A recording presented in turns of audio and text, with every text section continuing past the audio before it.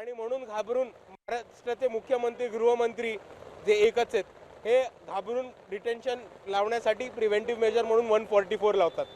जर दिल्लीमध्ये हा क्रूर हिंसाचार झाला असता तर आज महाराष्ट्राच्या जनतेला रस्त्यावरती याची वेळ लागली नसती। आणि जर तुम्ही हा क्रूर हिंसाचार माहिती की हा क्रूर नाहीये तर तुम्हाला घाबरून 144 लावायची गरज नसती।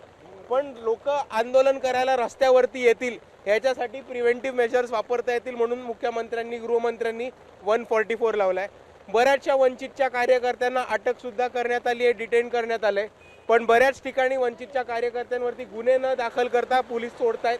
आणि दुसऱ्या बाजूला आपण जर वंचित बहुजन आघाडीच्या सोशल मीडियावर गेलात तर तिकडे आम्ही वंचितची संबंधित तमाम सर्व वकिलांचे नंबर जाहीर केलेत। जर कोणत्याही कार्यकर्त्याला, विद्यार्थ्याला, कोणत्याही आंदोलकाला कोणतीही त्रास अडचण आली तर वंचितचे वकील आपल्या सर्वांसाठी आहेत। कृपया सोशल मीडियावरती जाऊन आपल्या जिल्ह्यातल्या वकिलांचा नंबर शोधावा आणि त्यांना तातडीने संवाद साधावा। आपल्या मदतीसाठी वंचित बहुजन आघाडी आणि वंचित बहुजन आघाडी बरोबरचे वकील नेहमी उभे राहतील आणि आम्ही तुमच्या बरोबर। पोलिसांनी तर काय सांगितलं तुम्हाला, काय आश्वासन दिलं? पोलिसांनी आश्वासन दिलं की कोणावरती गुन्हा दाखल होणार नाही, प्रिव्हेंटिव्ह डिटेन्शन करून सगळ्यांना सोडून देणार आहेत। धन्यवाद सामडूशी बचत केल्याबद्दल। तर हे होते सुजातदादा आंबेडकर ज्यांनी आता पोलिसांची भेट घेत एकाही कार्यकर्त्यावरती, जे कार्यकर्ते आंदोलन करतील त्याच्यावरती गुन्हा दाखल होणार नाही असं पोलिसांनी आश्वासन दिलेलं आहे, असं नुकतंच आता सुजात आंबेडकर यांनी सांगितलेलं आहे। कॅमेरामॅन प्रवीणसह मी सूरज मसूरकर, साम टीव्ही, मुंबई।